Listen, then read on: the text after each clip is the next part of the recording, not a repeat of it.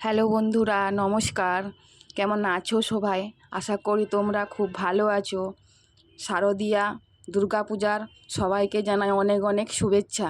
দেখো বন্ধুরা, আজকে একটা অনেক দিন পর আবার একটা নাস্তা রেসিপি নিয়ে তোমাদের কাছে আমি চলে এসেছি। দেখো বন্ধুরা, আজ আমি যেটা বানাচ্ছি সেটা তোমাদের সাথে আমি শেয়ার করে নিলাম। প্রথমে আমি ময়দাটাকে ভালো করে নুন আর একটু তেল দিয়ে ভালো করে আমি মেখে নেব। ভালো করে খুব মেখে নিয়ে 20-25 মিনিটের জন্য আমি একে ভালো করে ঢাকা দিয়ে রেখে দেব। ঢাকা দিয়ে মোটামুটি যতক্ষণ সময় বেশি লাগবে, সব জিনিসটাই যা তুমি বানাও না কেন সফট হবেই। ঢাকা দিয়ে পাশে রেখে দিয়েছি।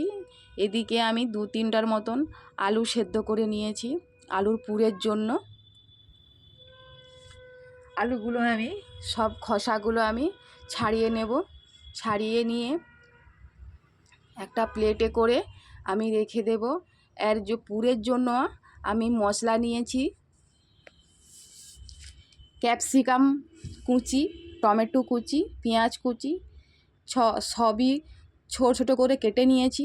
ধনেপাতা কুচি সব আমি সরু সরু করে ছোটো ছোটো করে কেটে নিয়েছি। কেটে নেওয়ার পর আমি কড়াইতে তেল গরম করতে দিয়েছি। তেল গরম হয়ে গেলে কালো জিরে দিয়ে ফোড়ন দেব। কালো জিরে ফোড়ন দেওয়ার পর আমি টমেটো কুচি, পেঁয়াজ কুচি, ক্যাপসিকাম কুচি, কাঁচা লঙ্কা কুচি সব একসাথে ধনেপাতা কুচি দিয়ে দেব। দিয়ে ভালো করে একটু কষিয়ে নেব। কষিয়ে নেওয়ার পর আলু দিয়ে দেব। ওর মধ্যে ছাড়ানো আলুগুলো সেদ্ধ দেওয়ার পরে আমি আলুর সাথে নুন, জিরে গুঁড়ো, হলুদ গুঁড়ো আর কাশ্মীরি লঙ্কার গুঁড়ো আর চাট মশলা আর গোলমরিচ গুঁড়ো পরিমাণ মতন দিয়ে ভালো করে আলুটা একটু কষে নিয়ে গ্লাসের পেছন দিয়ে আমি এইভাবে হাত দিয়ে ম্যাশ করে মেখে নেব পুরো আলুটাকে। দেখো পুরো আলুটা এরকমভাবে ভালো করে চেপে চেপে মেখে নেওয়ার পর আমার আলুর পুর রেডি হয়ে গেছে। দেখো কত সুন্দর আলুর পুরটা, এমনি দেখলেই খেতে ইচ্ছে করবে। খুব টেস্টি হয়েছিল। এরপর আমি যতটা আমি ময়দা মাখিয়েছিলাম, আমি ওর থেকে আমি হাফ কেটে নিয়েছি ময়দা দিয়ে। আমি এটাকে 4টে রুটি করব। একটু বড় বড় সাইজের করবে। 4টে রুটি করার পর আমি প্রথমে একটা একটা করে রুটিগুলোকে বেলে নেব। যতটা পারবে পাতলা করে বেলবে, আর যত বড় বেলতে পারবে তত তত ভালো হবে। এইভাবে আমি পুরোটা বেলনির মধ্যে পুরো বড় করেই আমি বেলে নেব। বড় করে বেলে নেওয়ার পর একটা বেলা হয়ে গেলে আমি নিয়ে নেব। একটা রুটি আমার বেলা হয়ে গেছে, আর একটা আমি বেলছি। এইভাবে রুটিটা বেলে নেবে। নেওয়ার পর বড় করেই পাতলা করে বেলবে। এরপর আমি দেব চিলি সস। চিলি সস তোমরা এখানে দিতে পারো, না চাইলে না দিতে পারো, কোনো অসুবিধা নেই।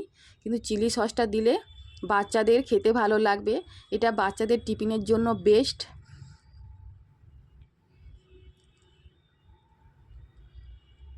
চিলি সসটা ভালো করে রুটিটার মধ্যে নিয়ে ভালো করে মেখে তার মধ্যে আমি আলুর পুরটা দিয়ে দেব। আলুর পুরটা পুরোটা এইভাবে বিছিয়ে দেবে। দেওয়ার পরে আর একটা যে রুটি বেলে রেখেছিলাম সেটা ওর মধ্যে আমি চাপিয়ে দেব। দিয়ে সাইডটা এইভাবে হাত দিয়ে একটু মুড়ে নেব। দিয়ে উপর থেকে কিছুটা ময়দা ছড়িয়ে আমি ছুরির সাহায্যে এইভাবে খুব সুন্দর করে কেটে নেব। ত্রিকোণ আকার হিসাবে এরকম যতটা পারবে কেটে নেবে। তোমরা এইভাবে বাচ্চাদেরকে একবার বানিয়ে খাওয়া, বাচ্চারা খুব খুশি হয়ে যাবে, বারে বারে খেতে চাইবে। খুব সুন্দর একটা রেসিপি। দেখো বন্ধুরা, এরপর আমি একটা ডিম ফেটিয়ে নিয়েছি। ডিমের মধ্যে সামান্য পরিমাণ লবণ, গোলমরিচ গুঁড়ো আর চাট মশলা দিয়ে ভালো করে ডিমটা আমি ফেটিয়ে নেব। এই রেসিপিটা তোমরা যখন করবে অল্প তেলে করবে, বেশি একদম পুরো ডুবু ডুবু তেলে ভাজার দরকার নেই। এটা অল্প তেল হলেই হয়ে যাবে। দেখো বন্ধুরা, ডিমটা যে ফেটিয়ে নিয়েছি, ডিমের মধ্যে আমি যে নাস্তাটা কেটেছি ওই সাইড ধরে 3 কোণা যে সাইজ ধরে আমি ডিমের মধ্যে চুবিয়ে নেব। তাহলে আমার পুরটা বেরিয়ে যাবে না, পুরটা ঠিকঠাক থাকবে। এরপর আমি সব একে একে দেখো বন্ধুরা ভেজে নেব। এইভাবে তোমরা ভাজবে আস্তে আস্তে করে, তেলটা ছিটিয়ে ছিটিয়ে, দেখবে সব নাস্তাগুলো এইভাবে ফুলে উঠবে, বেশ নরম সফট হয়। এইভাবে আস্তে আস্তে সব তোমরা ভেজে নেবে একে একে করে।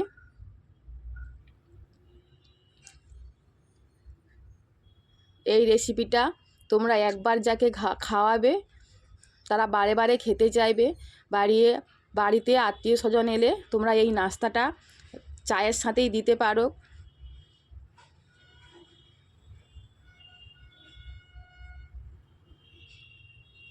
বা বাচ্চাদের টিফিনে দিলে তো আরও খুব ভালো হয়। বন্ধুরা চ্যানেলটা দেখতে দেখতে লাইক কমেন্ট শেয়ার করবে, আর চ্যানেলটা সাবস্ক্রাইবার করে দেবে, যাতে নতুন নতুন নাস্তার রেসিপি হোক, রান্নার রেসিপি হোক, তোমাদের কাছে আমি তুলে ধরতে পারি, যাতে তোমাদের কাছে পুরো রেসিপিটা আগে চলে যায়, তোমরা দেখতে পারো। দেখো বন্ধুরা আমার পুরো নাস্তাটা রেডি হয়ে গেছে। তোমরা সসের সাথে খেতে পারো বা মিওনিসের সাথেও খেতে পারো। বাচ্চাদের টিফিনে একটু সস বা মিওনিস দিয়ে দেবে, খুব সুন্দর খেতে লাগবে। বাচ্চারা খুব মন তৃপ্তি করে খাবে, মজা করে খাবে, বারে বারে খেতে চাইবে। সবাই ভালো থেকো বন্ধুরা, টাটা।